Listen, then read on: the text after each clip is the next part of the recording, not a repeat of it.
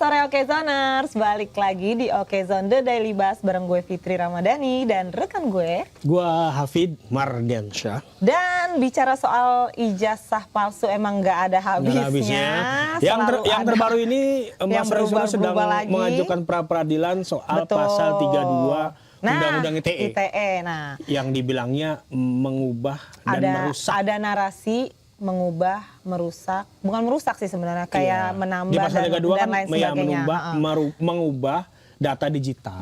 Nah, kita kayak harus datengin orang-orang yang paham digital. Betul. Nah, jadi sebelum pasal itu nantinya dibahas di persidangan, kita juga mau ngebahas nih buat diskusi aja, buat pengetahuan kita juga buat pengetahuan umum, karena kan kita buat juga bareng-bareng. aktif di dunia digital. Kadang kita nggak tahu nih, jangan-jangan apa yang kita lakukan di dunia maya ternyata terdeteksi pasal ITE. Yes. Kadang kan keasikan scroll gitu kan. Nah, langsung aja nih. Tapi hari ini kita nggak cuma bahas soal itu, Fit. Kita juga akan membahas sebuah temuan dari seorang anak muda. Yes. Yang jadi tamu kita hari ini. Yang klaimnya itu menjadi pertama di dunia. Pertama di dunia katanya. Kira-kira alat apa yang dia temukan yang pertama di dunia ini dan apa manfaatnya, fungsinya dan cerita di baliknya. Langsung aja, ini dia topi merah yang hari ini nggak pakai topi merah. Mana topi merahnya? Kan Red Hat itu ini apa namanya OS Linux gitu. OS Linux. Iya, bukan topi yang literal topi. Itu hanya simbol. Ya, simbol. Oke nih, Mas Topi Merah, dia tetap maunya dipanggil Mas Topi Merah. Tapi nggak apa-apa kalau nama aslinya juga. Oh, karena ini kita ini Topi Merah aja lah, konten kreator. Bisikin kita aja kalau mau tahu nama aslinya. Jangan lupa kalau sebenarnya udah publish. Udah publish, tapi lebih asik manggilnya tetap Topi Merah. Branding. Nama panggung gitu ya. Nama panggung. Oke nih, Lu nama panggungnya apa? Putri Panggung, Fitri Panggung. Oke nih, Mas Topi Merah. Ya, kita ngomongin pasal 32. Pasal 32. Nah, itu kan ada dijabarkan definisi dari mengubah, menambah, mengurangi, melakukan transmisi hingga menghilangkan informasi atau dokumen elektronik. Nah, itu yang ada di pasal 32 Undang-Undang ITE. Nah, dari sisi teknis sebagai praktisi IT nih, tindakan seperti apa sih yang masuk ke kategori itu? Oke, di sini saya berbicara bukan di pandangan hukumnya ya. Ini orang di pandangan IT-nya gitu. Kalau misalkan apa sih definisi mengedit? Sebenarnya kan mengedit ya kita ngubah warna aja, ngubah filter itu kan termasuk mengedit. Apakah itu kejahatan atau enggak kan itu tergantung hukumnya, itu bagaimana, logika hukumnya bagaimana gitu kan. Tapi saya di sini lebih concern ke informasi yang ada di dalam gambar itu secara esensi itu berubah atau tidak. Secara esensi berubah atau tidak informasinya itu ya informasi yang bisa ditangkap oleh mata kita dari materi elektronik itu. Misalnya apa? Misalkan kita anggap aja foto muka siapa diubah muka siapa, di fake kayak gitu. Misalnya muka gue diubah jadi mukanya Lisa Blackpink. Ya, atau Taylor Swift kayak gitu. Enggak apa-apa sih itu mah. Nah, sebenarnya kan maunya lu itu. Itu kan nggak masalah kalau misalnya kita untuk lucu-lucuan. Tapi kalau misalnya Taylor Swift-nya nggak terima nih. Yang nggak terima dia hanya sih kayaknya Taylor Swift. Karena muka Taylor Swift juga sudah didaftarkan. Kata Taylor Swift ini orang Indonesia nih, si Fitri sembarangan nih. Nah, definisi mengubah di sini kan agak rancu sebenarnya. Mengubah yang seperti apa? Nah, kalau saya sendiri itu melihatnya sebagai informasi esensial kayak gitu. Informasi esensial. Ya, kalau misalkan kita ngubah diri kita sendiri, misalkan aku kan pendek jadiin tinggi kayak gitu. Nah, kayak gitu sebenarnya kan nggak masalah gitu. Nggak nipu itu ya? Ya, nggak nipu. Tapi kalau misalkan itu dipakai untuk lulusan TNI misalkan, itu baru masalah. Berarti tergantung tujuannya. Kalau cuma buat estetik nih, biar gue kelihatan tinggi aja di foto gitu kan. Tapi yang tertipu ntar pasangannya. Pas kenalan, lah pendek. Ada juga kalau informasi esensi kan itu kan foto muka. Nah, kalau gambar misalkan bukti transfer, itu diubah misalkan nominalnya ditambahin 01.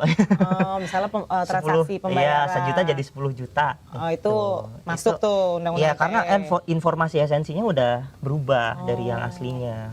Tapi kalau kita menganalisa suatu dokumen untuk tujuan mau tahu nih dokumennya otentik apa enggak misalnya, itu kan emang perlu harus ada yang diubah-ubah atau apain gitu, sehingga merusak dokumen itu misalnya. melihat analisa dan editing kan dua kata yang berbeda kan. Oke. Kita itu mengobservasi, kita melihat suatu gambar dari kacamata keahlian. Misalkan Pak Rusyo di telematika, kalau saya di computer vision kayak gitu. Ada perbedaan yang mencolok di situ ya. Tapi untuk kasus ini sebenarnya menurut saya juga bingung editingnya tuh ada di mana.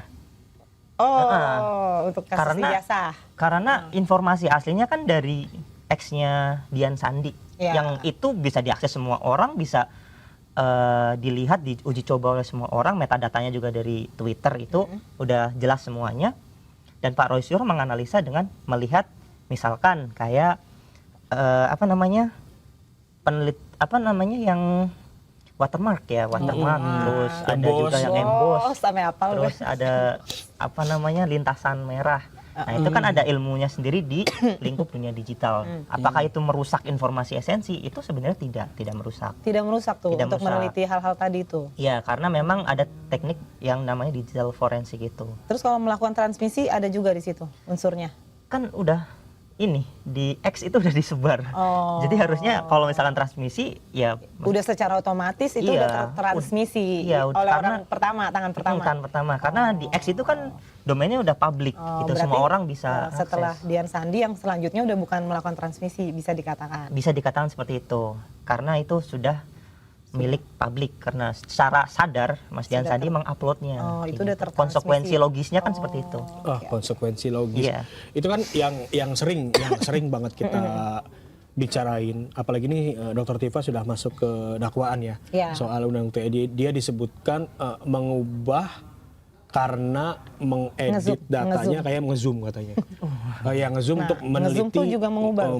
Mukanya Pak Jokowi sama nggak dengan asli. Itu termasuk transmisi ilegal atau gimana bahasanya? Mengubah editing ilegal itu. Masuk nggak ke unsur-unsur 32 unsur 32 tadi. Nah, kalau misalkan dari sisi hukumnya sebenarnya saya nggak terlalu tahu. Tapi dari segi IT-nya ya balik lagi untuk concern biar nggak ngelebar-ngelebar, itu kan tidak menghilangkan informasi yang esensialnya. Apakah misalkan misalkan kita ngezoom ukuran kayak gitu kan, apakah bisa pindah matanya atau hidungnya bisa lebih naik? Kan mungkin ukuran matanya jadi lebih gede karena di zoom gitu, enggak? Kalau misalkan berarti tergantung hasil akhir dari data yang otentik itu. Ada yang berubah enggak gitu? Iya, ada yang berubah enggak gitu. Ya berubah dari apa? Dari informasi esensinya. Tetap informasi esensinya yang dilihat kalau menurut IT. Jadi misalkan Fitri ngunggah foto ijazah, terus saya ngambil fotonya, dikasih kumis tuh foto Fitrinya, terus saya upload ulang. Nah itu berarti saya mengubah. Karena sebenarnya kalau misalkan diganti warna pun itu udah mengubah. Tapi apakah dia berubah warna pun? Iya, itu udah mengedit. Misalkan kita pengen filter, kalau di Instagram ada filter Jakarta, terus filter Tokyo kayak gitu. Nah itu sebenarnya udah mengedit. Kata-kata mengedit kan mengubah. Tapi kalau cuman meneliti, ngezoom ataupun meneliti tadi embossnya ini, itu tidak ada yang diubah. Itu menganalisa. Tapi nggak ada yang diubah dalam prosedur melakukan. Seharusnya sih tidak ada pengubahan apapun. Jadi kalau udah kita tarik secara lebih spesifik itu kasusnya Mas Roy dan Dr. Tifa itu, kalau menurut Mas Topi Merah, apakah masuk ke definisi mengedit dan merusak atau mengubah? Ya, kalau saya pribadi itu agak aneh ya, terutama pasal 32 dan 35-nya gitu. Karena sesuai keilmuan, misalkan Pak Roy itu telematika, otomatis kan ada ilmu-ilmunya tersendiri. Bu Tifa itu kan lebih ke kedokteran dari segi mungkin anatomi gitu kan. Nah, apakah ketika kita menganalisa sesuatu berdasarkan bidang studi kita itu termasuk suatu kejahatan atau tidak? Itu kan sangat dipertanyakan. Berarti harusnya dipertanyakan dulu kualifikasi Pak Roy. Ternyata Pak Roy udah ada pengalamannya. Karena itu sesuai kualifikasi. Kalau emang kualifikasinya sebagai pakar telematika, emang itu yang diteliti. Emang begitu. Dilihat juga siapa yang menelitinya ya. Misalkan nggak sekonyong-konyong kayak misalkan saya mengupload foto lagi Fitri jadi Donald Trump misalkan kayak gitu. Iya, misalkan terus tiba-tiba Fitri nggak terima, itu boleh karena saya maksudnya bukan meneliti, karena saya bukan peneliti. Karena nggak jelas nih tujuan lo apa, cuma mau ngisengin gue gitu kan. Itu dan gue sakit hati nih misalkan. Itu boleh kan berarti kan? Iya. Nggak ngomong. Boleh atau enggak ya terserah. Kalau misalnya orang nih mau meneliti keaslian sebuah dokumen digital, apa sih langkah yang tepat supaya nantinya nggak kena pelanggaran ITE? Yang harus diperhatikan apa aja sebagai orang IT? Agak sulit ya kalau misalkan dikaitkan dengan hukum, karena sangat apa ya? Menurut saya ini juga agak rancu.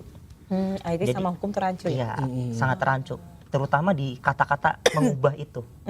Mengubahnya itu nggak ada terusan mengubah apa kayak gitu. Atau nggak ada threshold seberapa besar? Iya, kurang spesifik. Seberapa besar itu diubah? Iya, benar. Jadi di situ sangat mudah ya, istilahnya itu pasal-pasal diselundupin kayak gitu. Jadinya sangat karet ya, sangat elastis. Jadi kayak sangat dibilangnya karet ya. Iya, karena kan kalau kita ngedit misalkan fotonya ini agak buram, aku cerahin dikit ya, itu juga udah masuk. Iya, kan misalnya gini, mau mendeteksi nih asli apa enggak, tapi kok agak buram nih di gue cerahin deh gitu ya. Cerahin dulu deh biar gue lebih jelas nih lihat datanya. Ternyata itu udah masuk 32. Udah masuk ya. Tapi kalau nggak dicerahin, kita nggak bisa lihat datanya. Iya. Wah, berarti ini ya agak perlu spesifikasi lagi di aturan itu sampai batas mana bisa dicerahin misalnya. Iya, karena kan itu gimana ya? Sekarang kan udah di era dimana kita bisa mengedit otak-atik segala macam gitu. Apalagi ada AI ya, cuman nge-prompt doang itu udah. Apalagi itu waduh. Dasar hukum AI itu juga belum ada yang jelas itu. Pemerintah juga belum punya dasar hukum soal AI ya. Sebenarnya AI juga ngubah kan, misalnya foto kita tolong bikin lebih ceria dong. Nah, itu jadi senyum, gitu. Apalagi kalau AI itu sudah mengubah ini informasi esensial. Karena dari namanya kan generatif AI, Gen AI kan sekarang kan. Generatif AI itu bagaimana cara AI itu ibaratnya apa ya, membentuk sesuatu yang baru. Generasi secara literal kayak gitu, generatif, generate gitu kan. Artinya misalkan aku mukanya lagi diam terus dibuat senyum, bisa jadi senyum itu bukan bibir saya. Jadi bibir orang lain yang di masking, seperti itu. Gue pernah lagi bikin foto gue senyum. Gitu ya? AI seperti itu cara kerjanya. Tapi itu berarti bukan dari foto kita sendiri ya sebenarnya itu? Bisa jadi dari foto kita, bisa jadi dari orang lain. Misalkan angle-nya berbeda, pengen dilurusin. Itu bisa. Bisa jadi. Makanya kadang-kadang foto-foto yang dari AI itu ada yang miss kayak gitu. Ada yang beda sih. Ada yang beda jadi sedikit kayak gitu. Karena itu edit ya, Fit. generatif kayak gitu. Jadi ada model, ada namanya itu datasetnya. Dataset itu dari orang, miliaran orang di dunia, dibuat jadi satu model training. Nah, habis itu prompt itu dijalankan untuk mengeksekusi model-model itu. Jadi informasi esensialnya sebenarnya sudah hilang kalau misalkan AI. Oke, berarti emang semakin majunya teknologi memang semakin diperlukan adanya aturan. Tapi mungkin aturannya juga bisa lebih ini ya, lebih fleksibel ya, jangan terlalu karet-karet gitu. Iya. Karena di pasal 32 juga artinya memang tidak ada aturan yang lebih spesifik untuk menjelaskan seseorang. Artinya bisa aja kalau misalkan gua ngedit foto lu udah karena iseng, lu nya nggak terima, gua enggak gitu. That's why kalau misalnya ada orang dikenakan pasal ITE masih dibutuhkan lagi ahli IT ya untuk memberikan masukan supaya lebih jelas, karena kan kalau dari sisi hukum misalnya lebih saklek nih. Tapi dari sisi IT sebenarnya ada yang tadi dia bilang kan, ada aturannya bahwa sampai batas mana nih gitu kan. Dan yang bikin miris itu batasnya subjektif. Ya, IT disubjektifin. Iya, jadi satu developer dengan developer atau misalkan satu orang ahli dengan orang ahli yang lain itu nggak ada patokan yang benar-benar pakem kayak gitu. Soal mengedit ini gitu. Kecuali memang informasi esensialnya benar-benar hilang ya, misalkan ganti nominal transfer itu kan udah ketara banget. Atau hidungnya diganti bentuknya gitu. Kumisnya nggak ada gitu. Agak. Tapi kita reminder lagi nih untuk beberapa waktu yang lalu juga Mas Merah juga pernah ngedetect mukanya Pak di ijazah Pak Jokowi nih secara mandiri. Itu mungkin bisa di-refresh lagi hasilnya kayak gimana? Oke.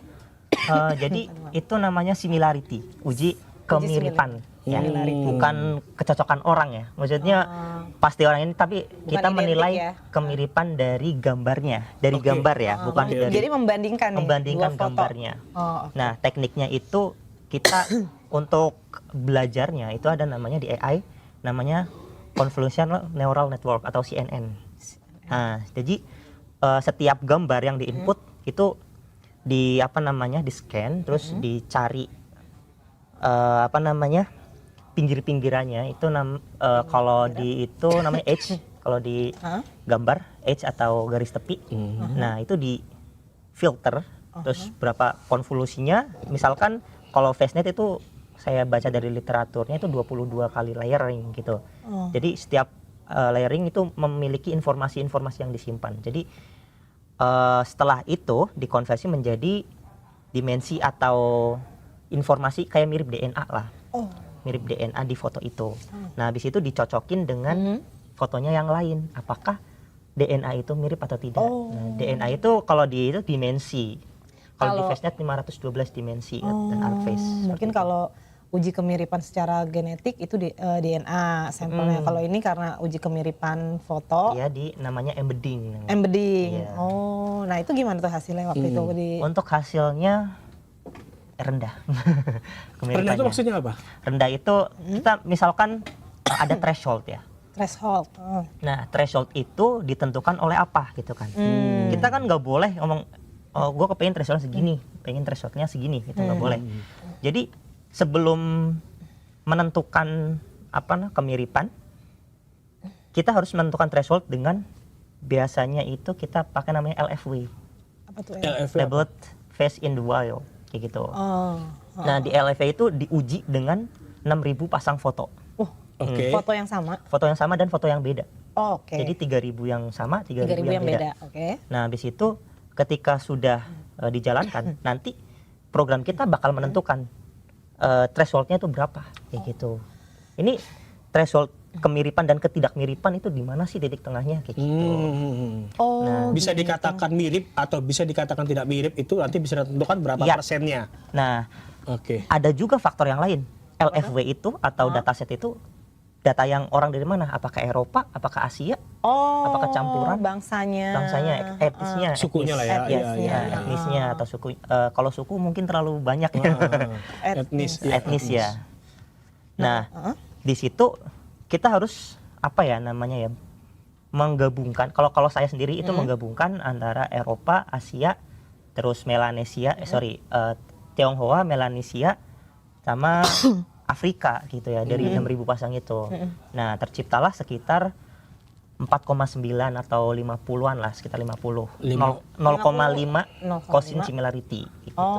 Nah, punyanya Pak Jokowi itu hanya di angka 0,34. Artinya? Similarity-nya di bawah threshold. Artinya gitu. Tingkat kecocokannya 0, bahasa gampangnya tingkat kemiripannya rendah lah istilahnya gitu. Ya, jadi thresholdnya 0,5. Fotonya Pak Jokowi itu 0,4 dan kalau pakai ArcFace itu 0,34 atau 0,3 kalau misalkan di FaceNet itu 0,4, kalau misalkan di ArcFace itu 0,29. Oh, beda. Kenapa lu garuk-garuk? Mas Topi Merah tidak mencocokkan hanya dalam satu metode kan? Ada banyak Iya, ada dua itu. Dua metode. Dan dari penentuan threshold yang 0,5 itu, kecocokan wajah dengan ijazah dengan Pak Jokowi itu hanya sekitar 0,29 sampai 0,4. Gampangnya gitu lah ya. Iya, gampangnya 0,29 sampai 0,4. Cosin similarity. Kita nggak ngomongin ini mirip atau enggak ya, itu diserahkan ke publik. Ini hanya membandingkan foto, mencari kemiripan. Bahkan kemiripannya hanya 0,29. Karena kan foto ya, bisa aja nanti kalau fotonya yang lebih tajam lagi, beda lagi hasilnya. Nah, itu juga bahaya. Itu menentukan nggak? Berbahaya juga kalau misalkan informasi yang ada itu, yang tersebar itu hanya foto yang ada di ijazah, tiba-tiba ada yang di generative AI, maksudnya diperjelas dengan AI, lagi, itu lebih bahaya. Iya. Berubah lagi tuh. Informasinya apakah ini informasi yang otentik, kan kita bisa nge-prom ini kayak gitu kan. Sekarang zamannya nge-prom ya. Iya, kita nggak bisa mendapatkan gambar aslinya. Data yang benar-benar 100% pure lah istilahnya ya. Karena kita kalau percaya internet itu bahaya banget. Nah, gue juga penasaran, ini kan masyarakat nih masih bingung bedakan antara file asli, salinan, screenshot, dan juga hasil scan. Nah, sebenarnya kalau dari sisi forensik digital, apa sih perbedaannya dan apakah ada perlakuan analisisnya juga berbeda? Di sini saya berbicara sebagai orang yang bergelut di computer vision. Betul. Jadi agak berbeda computer vision dan digital forensik, tapi ada irisannya. Ada irisannya. Ada irisannya. Nah, ketika kita ngomong file asli, otomatis kan analog, versi analognya. Nah, analog itu bisa didigitalisasi. Nah, digitalisasi yang informasinya paling bagus adalah scan dengan alat scan. Scan itu paling deket itu paling mendekati aslinya. Perbandingannya hampir mendekati 1:1. Tergantung ukurannya juga kan, biasanya scan ngikutin ukuran, ngikutin apa namanya, dia scannya juga pakai kalau muka yang kita cahaya. di scan Ya. Taruh gini. Jadi kalau misalkan terbaiknya itu ada di scan, file scan. Nah, ada juga yang dari foto. Nah, foto itu sangat banyak variabel di situ. Ada pencahayaan, angle kamera, terus ada apa namanya, kualitas kameranya, terus ada juga apa namanya, pose, apa namanya, ukuran, size-nya, size ketika di apa namanya output, tercipta output itu jadi berapa MB, raw atau sudah diperkecil kayak gitu kan. Itu banyak banget variabelnya. Jadi untuk tingkat apa ya, tingkat autentikasi itu sebenarnya scan lebih bagus daripada foto. Tapi karena masalahnya adalah yang tersedia hanya foto, ya mau nggak mau itu konsekuensinya kayak gitu. Jadi masyarakat bisa dengan apa ya, dengan pengetahuannya meneliti foto itu. Gitu. Ya artinya kan memang ini faktor mengubah itu kan yang paling dipersoalkan di kasusnya Roy Suryo dan Dr. Tiva itu. Makanya Dr. Tiva mengajukan eksepsi, Mas Roy Suryo mengajukan peradilan. Secara IT pun gambarannya nggak jelas gitu kan. Bukan karena patokannya tidak jelas. Nggak gitu ada pakem yang benar-benar apa ya, jadi nggak ada irisan. Nggak ada yang mendefinisikan ini mengubah, ini merusak gitu kan. Ketika ada yang jelas-jelas banget, tapi ketika ada yang nggak jelas banget gitu. Nggak ada yang di tengah-tengah ya. Nggak ada yang benar-benar ini jelas, ini thresholdnya itulah nggak jelas, ambang batasnya. Jelas, sangat subjektif ya. Kalau misalkan kita ngedit untuk nyerahin aja tuh, kalau misalkan orang yang di fotonya nggak terima bisa jadi masalah secara hukum gitu. Benar-benar. Jadi kita juga harus hati-hati ya. Ya kita udah hati-hati tapi gimana sih cara mendeteksi kalau foto itu palsu atau udah diedit? Ada beberapa teknik sih sebenarnya. Kalau di yang nggak paling gampang deh, biar yang bisa pakai HP gitu misalnya. Ada satu website gratis, namanya Forensically di situ. Forensically. Ya. Di situ kita kalau misalkan upload foto, misalkan udah maskingan, itu noise-nya bisa berbeda. Noise-nya tuh apa maksudnya? Kalau misalkan kita gangguan. Kalau misalkan kita ubah apanya ya, ada banyak banget sih istilahnya. Cuman filter. Kalau noise itu apa ya kalau bahasa awamnya ya? Agak susah ya. Iya, baca dulu deh. Nah, noise-nya itu misalkan muka kita diubah jadi, misalkan mukaku jadi mukanya Cristiano Ronaldo gitu. Kalau ini benar-benar diubah ya, nggak ditirus-tirusin. Nah, di sini kayak gelombangnya itu beda sama yang di sini. Yang di leher kayak gitu. Berarti lehernya juga harus diubah. Iya, lehernya harus diubah. Di website itu bisa terdeteksi. Kalau misalkan tangan kita kayak gini, terus mukanya diubah, itu biasanya noise-nya itu tangan sama muka itu beda. Noise-nya nanti kelihatan. Iya, noise-nya kelihatan. Kayak yang asli tangan nih. Noise itu berarti kayak bukti pembandingan kali ya. Bukti itu tuh udah diedit gitu ya. Iya. Ada sesuatu yang timpa lah. Ada indikasi. Instrumen yang kemungkinan ini ada timpaan nih di sini gitu. Jadi benar ditimpa, tapi itu mah mukanya ya. Itu kan paling gampang kalau misalkan kayak kita, ya nggak usah ngomongin ijazah deh, kita mau ngedet gitu, kencan buta gitu kan, modal foto doang bisa pakai itu kan. Ini foto asli dia bukan nih, jangan-jangan ditirusin gitu kan. Bisa jadi. Atau dicerah-cerahin bisa kan gitu. Sebenarnya pakai apa namanya, kalau kita teliti pakai mata apa langsung itu bisa. Bisa yang paling gampang dengan mata kosong apa deh? Misalkan untuk yang filter ya, untuk filter HP, kita bisa lihat apakah matanya itu bersih atau enggak. Misalkan matanya itu kayak ada lensa kayak gitu. Nah, kayak biasanya kontak lens. Lensa kontak sama lensa filter itu ada banyak yang berbeda kayak gitu. Jadi kalau misalnya kontak ke mata itu, lensa kontak yang asli itu kan nggak bakal tembus ke ini kan. Nah biasanya kalau filter editing itu biasanya ada yang tembus-tembus karena AI-nya itu belum terlalu sempurna. Ya, kecuali yang udah advance. Nah, yang udah advance itu agak susah. Terus yang agak advance biasanya kita bandingin langsung. Ini orangnya ini foto kok beda ya kayak gitu. Kalau itu mah tinggal sebelah. Iya. Oh, bukan Fitri nih. Artinya memang untuk sekarang mungkin dengan mata kosong pun bisa kalau foto itu editan. Iya, di sosmed itu kebanyakan gampang gitulah untuk membedakan mata Itu dari foto mata ya, kosong. itu foto. Gimana kalau misalkan transaksi elektronik? Jadi kayak misalkan sekarang kan banyak tuh yang ngirim bukti transaksi palsu. Oh iya. Mas udah bayar ya krisnya, padahal itu Oh palsu. iya, Itu manipulasi yang paling gampang untuk Oke. ibu-ibu warung deh misalkan. Kasihan tuh. Ini agak tricky. Kalau di hacker itu ada namanya social engineering, kayak gitu. Oke. Untuk bagaimana kita memanipulasi korban. Misalkan nih, Oke. bukti transfer QRIS. Iya. Bu, ini udah selesai ya, langsung dikasih tahu, terus langsung ditarik. Jadi penjualnya itu Nggak nggak bisa fokus. mengobservasi langsung Iya. dan nggak bisa fokus kayak gitu. Cuman ada tulisan nama dagangannya, oh iya, Iya. gitu kan. Kayak Tricky gitu. sih, benar. Nah, kalau misalkan harusnya yang bunyi, ya harusnya yang bunyi itu tuh paling aman itu. diterima. Mana ada yang pakai suaranya itu.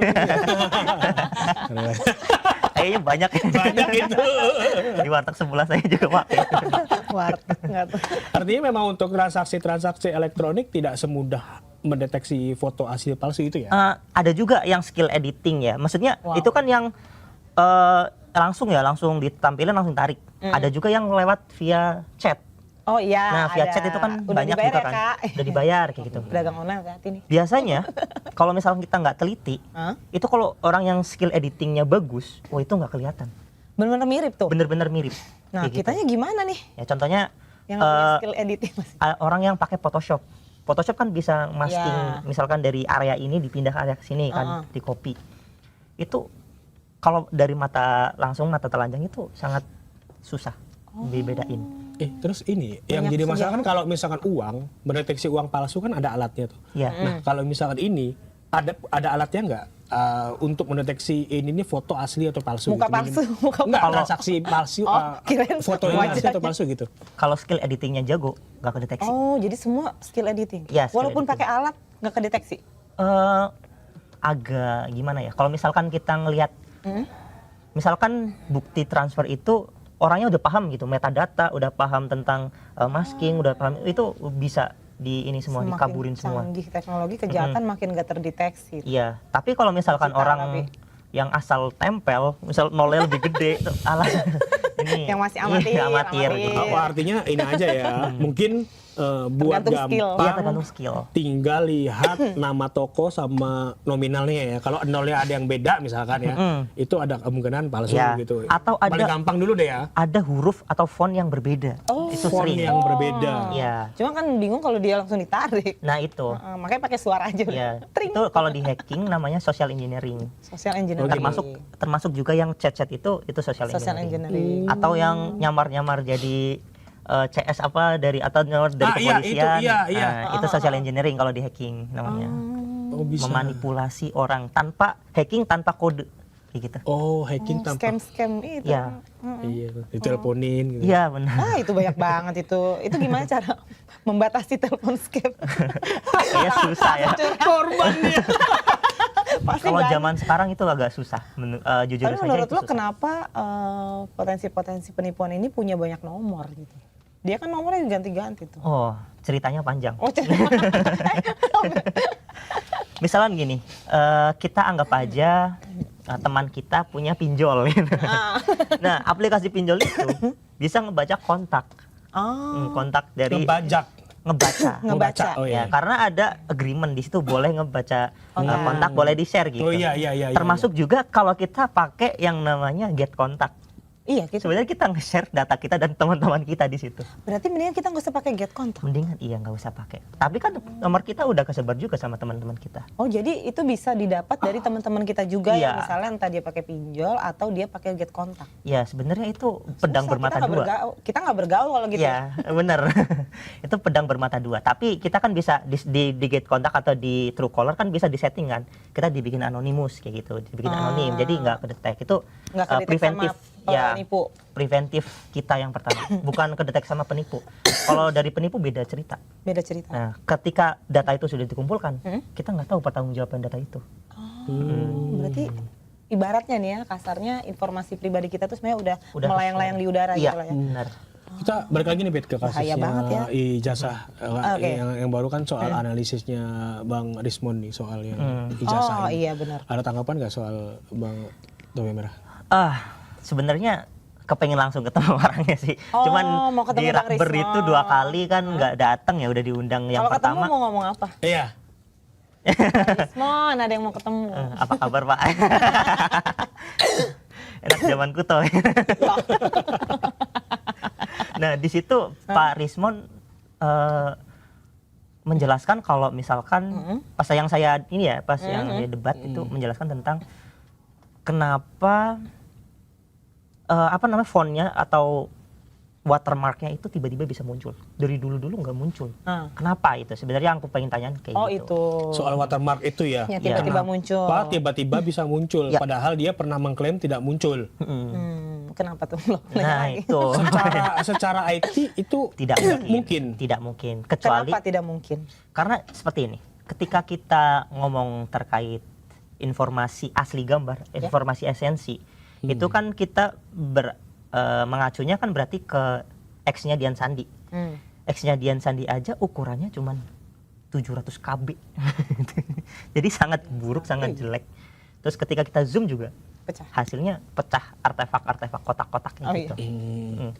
Nah, secara ajaib ada satu algoritma yang tiba-tiba itu bisa memunculkan informasi yang hilang. Nah, itu nggak mungkin ya? Itu sangat tidak mungkin kalau untuk sekedar algoritma, kecuali algoritma generatif. Algoritma generatif yang kayak AI tadi. Atau mungkin ada ya 1-2 teknik yang mungkin bukan lagi bukan lagi dari foto yang di X Dian Sandi kayak gitu. Nah, kalau misalkan kita anggap luminance, kan namanya katanya luminance gradient tone mapping kayak gitu kan. Itu sebenarnya cuman ngotak-ngatik di sisi brightness, kecerahan. Kecerahannya dong. Ya, kecerahan. Misalkan blok ini dicerahin, terus blok ini direndahin, terus ditinggiin kayak gitu.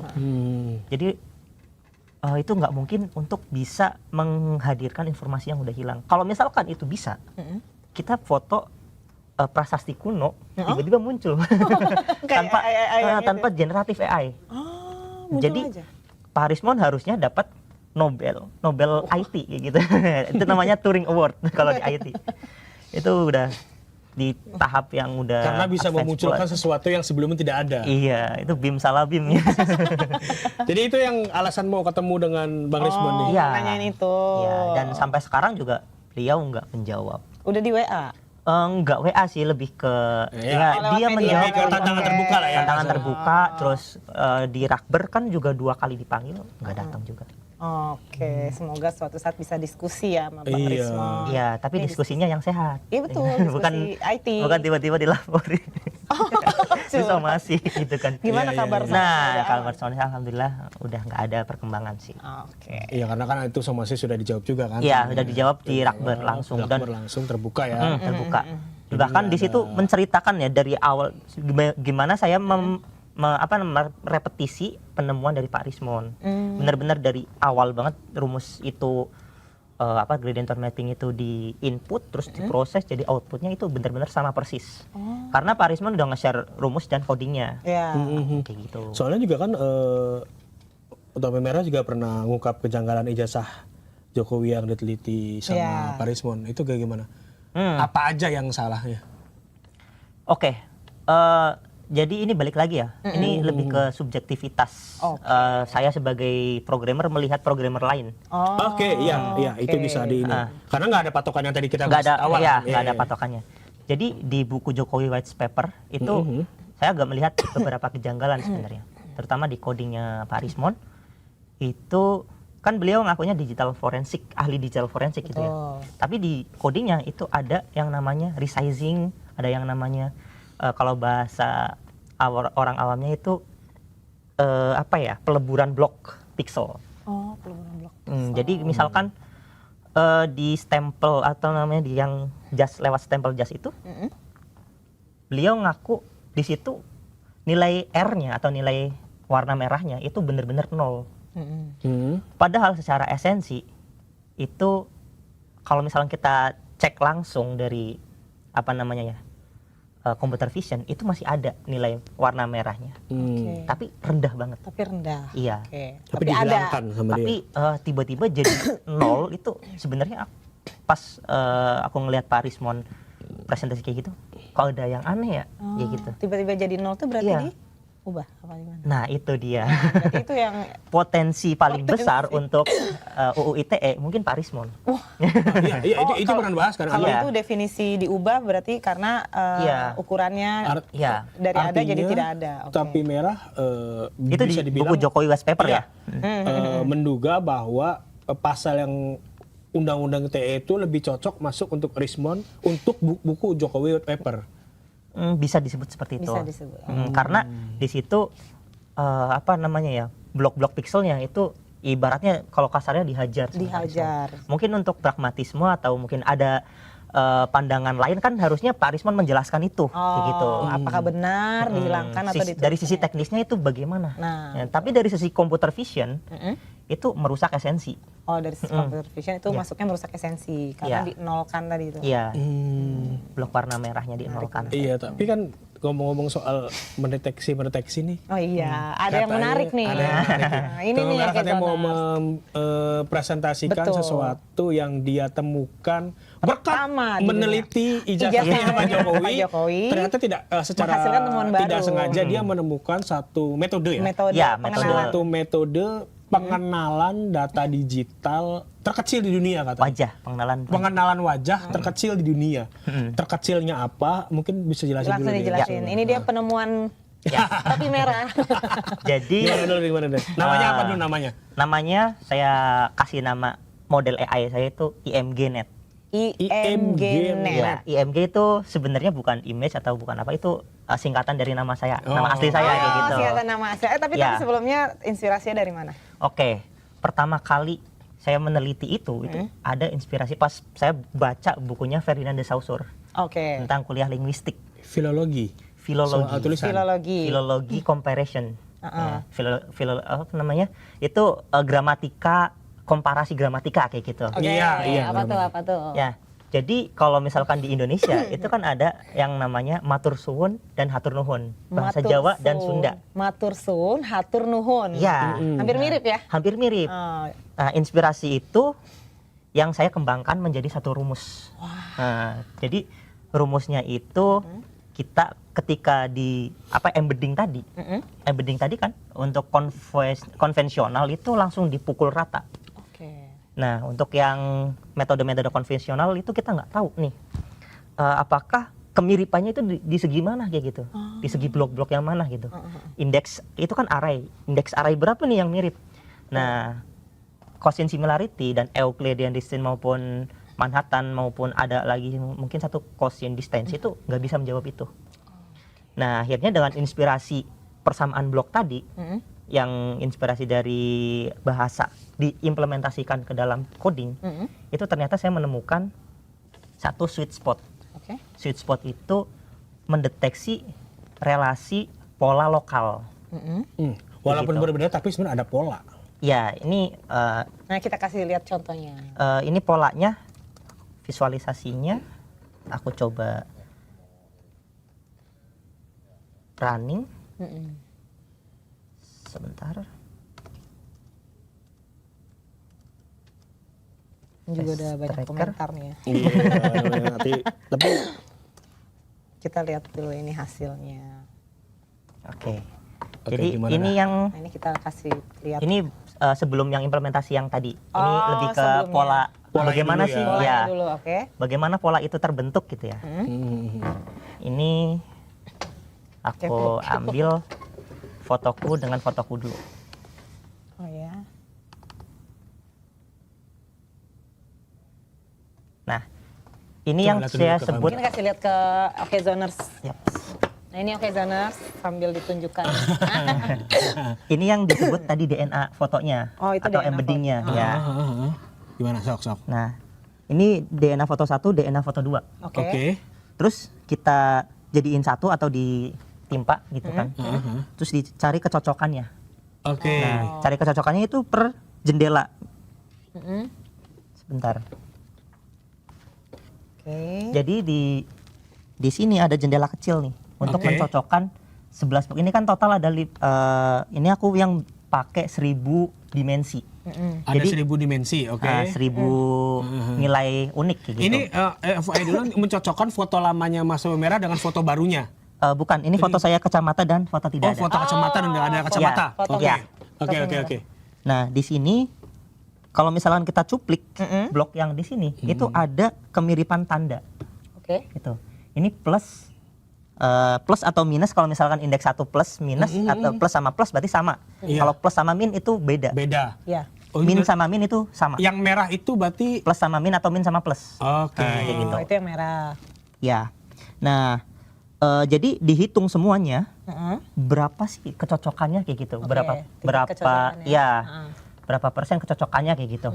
Nah, setelah itu kita hitung bagian ininya. Bagian lebih apa ya, softnya. Bagian soft ini untuk training data. Oke. Training data. Jadi kan tadi kayak 01 langsung yang jebret mirip nggak mirip. Nah, ini lebih ke istilahnya lebih lunaknya kayak gitu. Oke. Kalau misalkan yang naik banget berarti dia itu mirip, nggak turun nggak mirip. Nah, pola itulah yang nantinya bakal bisa menggeser-geser DNA-nya untuk bisa apa ya namanya, disuruh untuk mirip, dan yang nggak cocok disuruh buat nggak mirip kayak gitu. Oh, bisa diperintah. Bisa ada perintahnya gitu. Bukan perintah, itu lebih ke training, dilatih. Oh, dilatih. Nah, jadi misalkan kita ngelihat orang, itu kan kalau misalkan kita sekali ngelihat kan, kayaknya mirip deh. Tapi pas masih kita lihat, samar gitu ya. Tapi enggak. kayak gitu. Nah, sama kayak gitu. Oh, AI juga sifatnya seperti itu. mirip begitu. Makanya namanya artificial intelligence atau kecerdasan buatan. Seperti itu. Oke. Kayak gitu. Oke. Nah, Jadi ini gimana nih hasilnya nih? meskipun ini pakai alat atau toolsnya dari Mas Topi Merah ya. ini benar-benar murni original dari saya. Jadi Mas Topi Merah meneliti bahwa foto Mas Topi Merah pakai kacamata Dan tidak berkacamata. tidak pakai kacamata itu dianggap satu orang yang sama gitu. Ya. kan?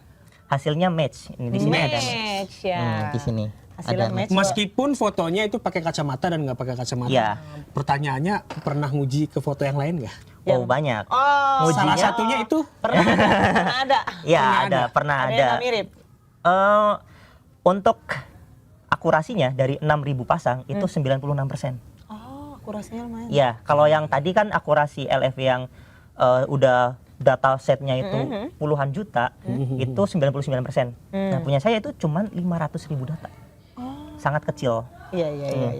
Nggak perlu Dan itu banyak. efisiensi yang bener-bener Iya. gila ya kalau di dunia riset ya, ya. kalau misalkan di dunia kita kan sudah terbiasa ada face recognition di kereta ya. Ya. Tapi itu biasanya pakai database seluruh dunia. Artinya butuh data yang besar untuk menginstal face recognition itu.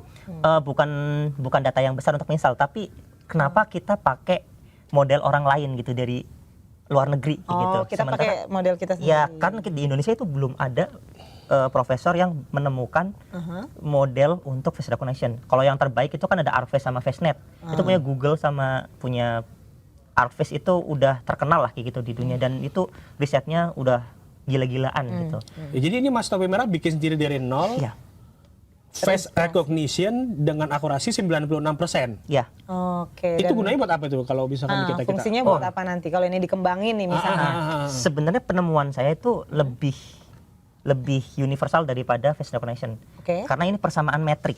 Oh. Persamaan Oke. metrik ini itu bisa dikembangkan untuk ini bioinformatika. Bioinformatika. Nah, misalkan untuk mengukur kemiripan struktur protein. Nah, struktur protein itu kan 3 dimensi. Itu tidak bisa diukur dengan Cauchy similarity. Nah, kemungkinan untuk relasi metrik lokal ini bisa. Jadi ada potensi untuk pengembangan ke sana. Jadi ini bisa mendeteksi orang yang kabur, terus mengubah mukanya Nah, atau kalau- identitasnya lewat foto. Ya itu juga bisa. Nah, mungkin kita langsung praktekin untuk yang gimana prakteknya? Ya. Gimana prakteknya? Jadi untuk implementasi Ya, kita implementasi. anggap aja ini adalah CCTV gitu ya. Oke, ini CCTV. Apa ini CCTV? Oke, waktu itu? oke, CCTV yang bisa mendeteksi orang itu siapa sih kayak gitu. Dengan Oke, hanya oke. hanya data satu foto ya. Oke. Satu foto yang kita screenshot terus dicocokkan dengan orang yang mirip apa enggak kayak gitu. Oke, Ini oke, kita oke. bisa coba saya gimana? running dulu, sorry. Sambil gue lihat-lihat komen penuh banget nih. Iya, komen penuh banget nih kayaknya. Sambil kita praktek dulu. Iya. Sebentar.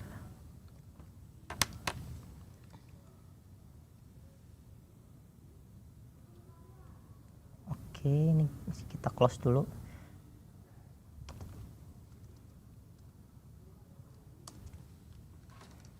Yap. Oke. Ini apa ini? Nah itu apa tuh? Ini bisa kita anggap Oh ini udah implementasinya ya? ya ini Oh, implementasi ini alatnya nih, oke, dari benar. model Oh. sorry. Salah kepencet. Aduh, foto siapa tuh? Oh ini adalah sampel-sampel foto Iya, yang pernah sampel-sampel foto yang pernah diteliti. dites, iya. Tadi saya lihat sih ada foto-foto. Salah pencet kan jadinya. Oke. Kok aku biru? Nah, di sini data yang sudah masuk itu data saya. Gitu. Data Mas Novi Oke, Merah. data Fitri deh sekarang. Oke, sekarang kita masukin datanya Mbak Fitri. Data Ini saya. kita ulang aja. Oke. Hapus terpilih. Ya kita coba dengan foto saya tanpa filter. Nah, ini kita snapshot. Harus jelas semua atau apa apa? Harus kuping kelihatan? Kan kalau foto gitu. Nggak mesti ya? Nah, Kenapa diulang. ekspresinya begitu? Kita ambil ulang. Oke. Hand roll. Waduh, ini kayaknya Udah keambil ya? iya. Oh ya tadi ya. Iya. Sebelumnya ini kita udah dicoba dulu sih Iya. sebelum kesini Nah, ya. ini masalahnya ekspresinya gue lagi. Biasa cewek, pokoknya yang cakep ekspresinya. Kita ini lagi. Snapshot. Nah, Hmm.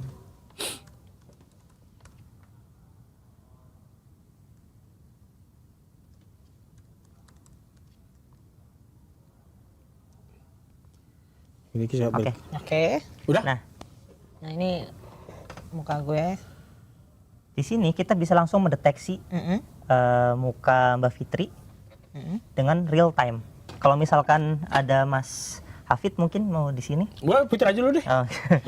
Misalkan ada dua. Ada dua ya. Iya, iya ada 2 orang. Nah, ada 2 orang. Di sini bisa membedakan. Oh, Membedakan ini muka saya, ini mukanya Mbak oh Fitri. iya Begitu. betul. Ini bisa Jadi mungkin kayak bisa gitu di tuh. Nah kayak gini. Ya. Kira-kira apa itu? Jadi misalkan ini adalah sebuah CCTV yang sudah dipasangi Nah ini oleh muka gue nongol dikit nih. metode Nah. begitu Fitri melewati kamera ini, set langsung kedetek bahwa itu adalah mukanya Fitri. ya. Ini mirip seperti face recognition di kereta. Ya. Ada, tapi ini pertama adalah buatan negeri dan ini lebih efisien Lebih karena efisien. Sangat kecil. datanya sangat kecil Data yang dibutuhkan. Parameternya itu sangat kecil. dan lebih spesifik. Ya. Ukuran modelnya aja cuman 1,8 MB. Oke. Itu sangat kecil. Ini jadi bisa jadi alternatif untuk perusahaan-perusahaan misalkan kayak absen gitu. Absennya kan nggak usah pakai Bisa. fingerprint, langsung aja ada ke CCTV. Ya, atau mungkin langsung masuk gitu ya. bikin absensi yang di apa namanya daerah terpencil nggak ada sinyal internet. Nggak ada internet itu bisa. Bisa. Oh ini bisa tanpa internet. Tanpa internet ini. Nah, ini nggak ada internet. Ini nggak ada internet. Iya, karena processingnya itu sangat ringan dan data yang apa ya informasi yang didapat itu ya cuman screenshot foto aja langsung bisa terverifikasi kayak gitu. Langsung bisa membedakan. Akurasinya itu 96%. Akurasi artinya memang ini nih digunakan untuk face recognition real time ya. Bisa real time, bisa untuk apa namanya yang pencocokan gambar. Kalau real time kan streaming kayak gini ya. Ini buatan dari nol. Dari nol.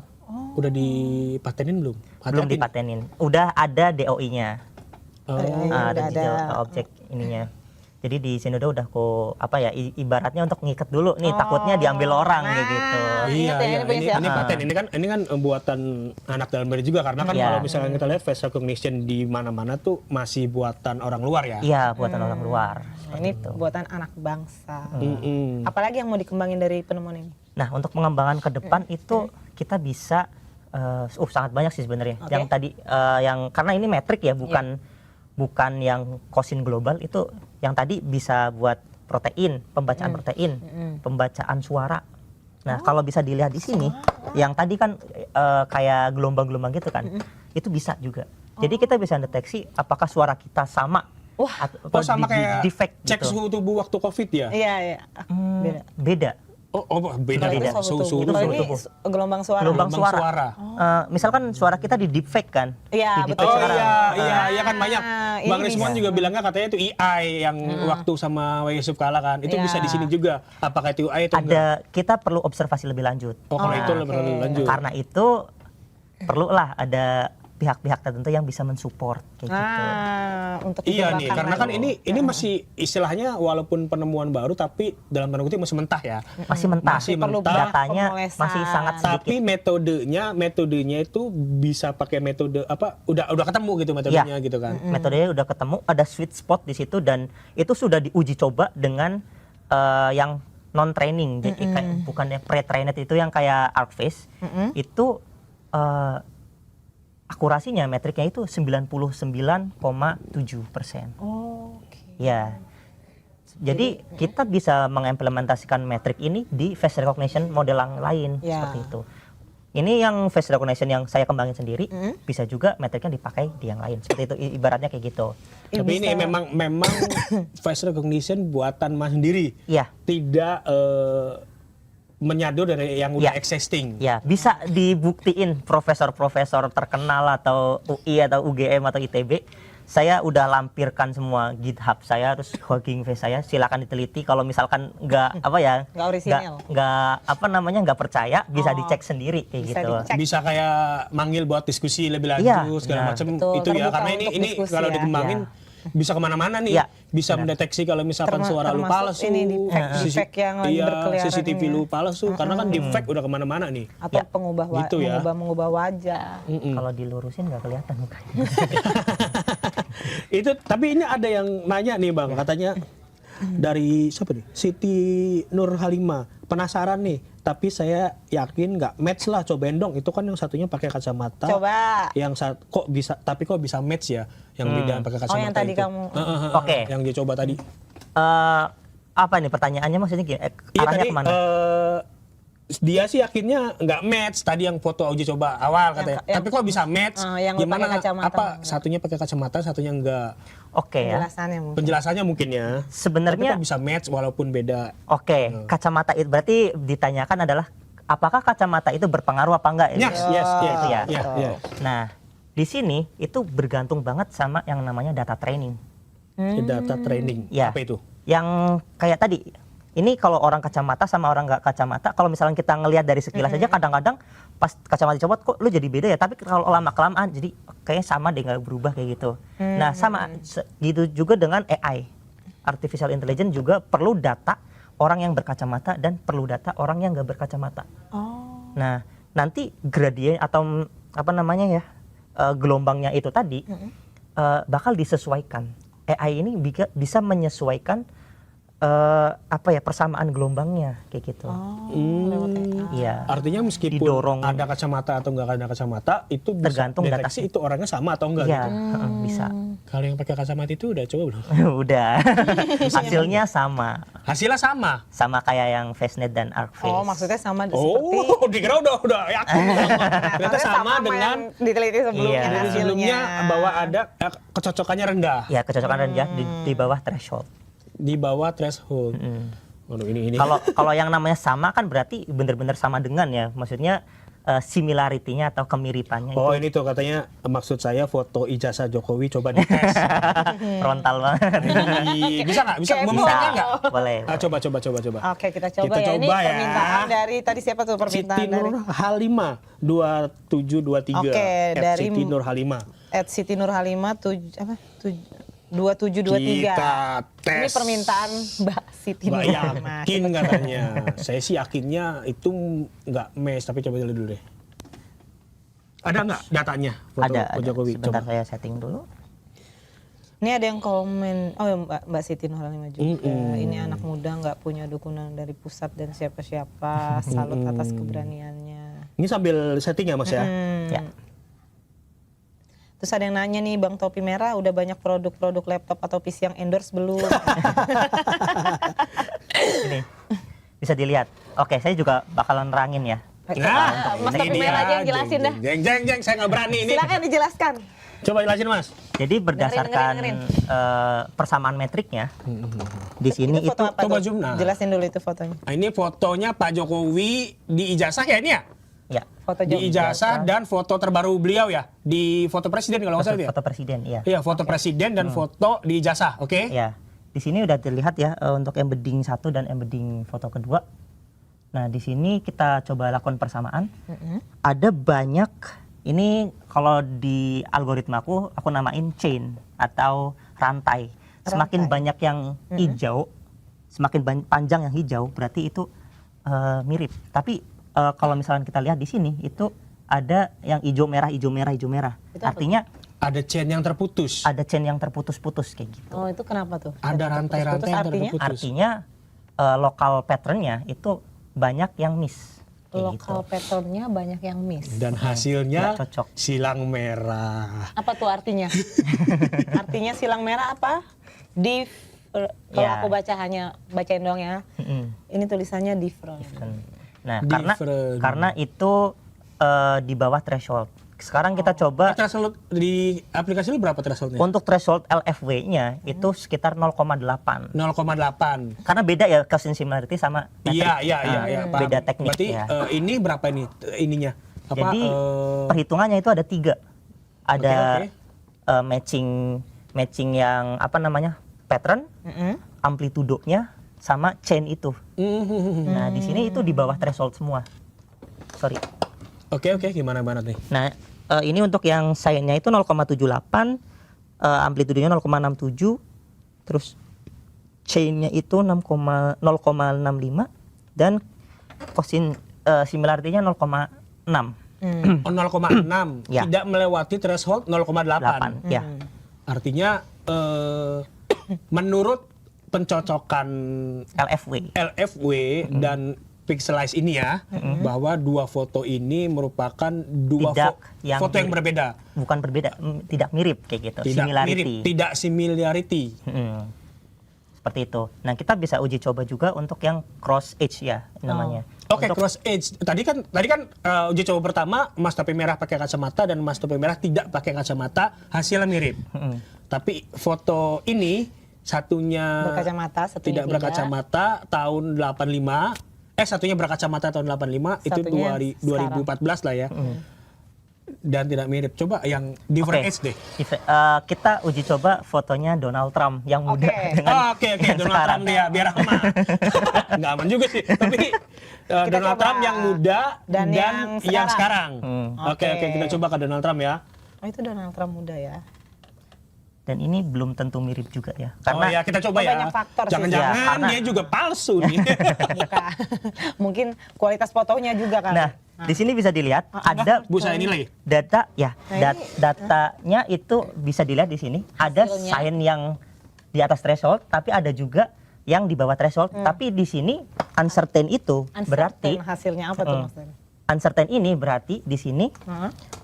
dia banyak yang mirip, Oh. tapi noise-nya banyak atau amplitudonya itu nggak mirip. Nah, seperti itu. Jadi ada banyak Ya. hasil ya. Kalau yang kita pakainya only apa namanya only yang sign ini, yang tandanya Ya. itu mirip. Oke, mirip. Tapi kalau misalnya kita melihat Oh iya mirip semua. amplitudonya, tapi ini benar-benar tinggi semua, 0,8, Iya. 0,72, 0,73 dan 79. Oke. Nyaris threshold istilahnya gitu Nyaris ya. threshold. seperti Nyaris itu. threshold. Bukan, padahal ini Makanya bahasa uncertain, Ya. bukan different. bukan different. Jadi padahal di sini Donald Trump yang benar-benar muda banget, mungkin umur 30-an sekarang, dan Donald Trump umur 80 tahun. Oh, jauh ya? Jauh banget. Artinya Nah, sudah banyak perubahan wajah. Sudah banyak perubahan wajah, sudah bisa dilihat langsung, Mas. Silakan. Mungkin bisa lihat langsung ya. Nah, ini udah beda banget kan. Iya, Tapi masih bisa melihat pola lokalnya, Tapi patternnya. apa sih namanya? Metode ini ada kemungkinan errornya gitu ya? Pasti ada. Ada namanya false positif dan hard positif kayak gitu. Nah, hard positif itu yang mukanya mirip tapi kayak beda. Misalkan kasusnya biasanya itu beda age atau beda ukuran, tiba-tiba menjadi gemuk atau jadi kurus kayak gitu. Itu hard positif. Misalnya mudanya kurus. Nah, itu semua bergantung dengan dataset. Oh, tergantung datanya ya, bagaimana yang AI kita itu dilatih seperti itu. Oke, aduh menarik banget ya. Pasti oke, Jonas masih pengen banyak denger penjelasan ya. Iya, tapi ini sekali lagi ini adalah produk digital, tidak menyimpulkan apapun. Tidak menyimpulkan apapun. Ini Tidak adalah ilmu menyimpulkan pengetahuan. apapun. Ini untuk ilmu pengetahuan bahwa Betul. ada aplikasi face recognition yang bisa Yang sudah kita uji cobakan merekognisi tadi. atau mengenali wajah-wajah muka dari foto yang lama dan yang baru. Dan Fungsinya bukan sekedar untuk ijazah. bukan. Ini multifungsi ya. Bisa Multifungsi, dan kita ngelihat positifnya segala aja macam. bahwa ini bisa dibawa kemanapun. Betul. Ya. Jangan terkungkung di soal ijazah ya. Jangan. Ini ilmu pengetahuan itu universal fungsinya. Universal. Jadi Ini jangan hanya dipolitisi. contoh. Ya, ini hanya contoh bahwa memang Mas Topi Merah ini menemukan ini Betul. justru ketika dia meneliti soal kasus ijazah ini. Justru Artinya ada berkahnya lah ya. Ada inspirasi Ada yang inspirasi, terbentuk menjadi ada penemuan berkah. baru. Nggak selamanya itu kita ngomongin ijazah tuh Betul. selalu buruk gitu kan. Ini atau segala macam. Tapi science ya, jadi. Science. ada inspirasi dari seseorang anak muda yang Betul. berkat kasus ini dia menemukan sesuatu Karena rasa ingin tahu. yang Karena rasa rasa-rasanya ingin ini bakal bermanfaat untuk kedepannya, apalagi Mungkin di era bagi- digital ini. Betul, makanya bagi Oke. siapapun yang mau mengetahui lebih Ya, lanjut. bisa langsung Bisa dites aja. langsung dites. Karena ini terbuka sudah di Sudah apa, di terbuka publik. ya. Terbuka ya. Nanti Oke. kalau misalkan ada yang mau, Atau mau sponsorin, berdiskusi lebih silakan. lanjut atau mau ini silakan hubungi Topi Merah Ya. aja. Mungkin IG-nya IG-nya itu Topi Merah Official. Topi Merah Official. Silakan lanjut ke Topi Ya, Merah kalau Official. GitHub-nya itu ada Imam GH11/imgnet kayak gitu. Oke, menarik. Dan sayang sekali kita nggak bisa bacain banyak Iya, komentar. padahal banyak. Tapi terima Karena kasih. waktunya udah lama tadi. Tapi makasih banget yang Ada udah request-request komen-komen foto ya. itu kan. Jadi kita agak lama. Silakan Artinya kita nggak bisa mau coba tuh kayak sendiri gitu, aja. ya. Betul. Dan silakan closing statement Mas. Iya. Ya, untuk closing statement ini saya mungkin lebih condong ke yang netral aja ya. Siap.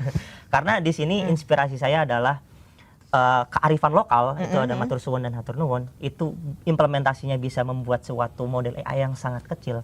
Itu tentu saja sesuatu yang sangat perlu support dari teman-teman semuanya. Karena di sini saya hanya menginisiasi gitu. Entah ini nanti bakal jadi sampah atau jadi sebuah berlian kan tergantung respon dan tergantung nantinya mungkin saya teman-teman saya yang di Reddit itu kan udah banyak yang mencoba dan udah approve kayak gitu. Dan beberapa profesor yang saya hubungi juga udah bilang kalau ini adalah sesuatu yang novel gitu atau yang terbaru kayak gitu. Nah, tetapi di sisi lain kan banyak keterbatasan dari saya yang nggak bisa untuk nge-push lagi penelitian ini. Jadi saya mohon bantuan atau support dari kawan-kawan untuk ya mungkin at least untuk menyebarkan lebih banyak kayak gitu. Karena ini penting juga untuk nggak cuma ijazah deh gitu. Ya benar, karena potensinya itu ya tadi yang bisa saya sebutkan, bisa ke bioinformatics, terus mungkin ke kinship, penelitian tentang apakah genetik wajah kita diturunkan dari orang tua atau tidak. Kayak menarik gitu. sekali. Itu potensinya sangat besar kayak gitu. Sangat luas banget gitu. Oke, baik. Oke, Zoners, kita dukung terus siapapun itu untuk perkembangan ilmu pengetahuan ke depan, dan jangan segala sesuatu selalu melulu dikaitkan dengan politik ataupun urusan hukum. Karena ilmu pengetahuan ada berdiri di semua sisi untuk kemanfaatan umat manusia. Saksikan terus Oke Zone The Daily Buzz dari hari Senin sampai Jumat jam 4 sore. Gua Fitri. Gua Hafid. Topi Merah. Kita Sampai jumpa. pamit.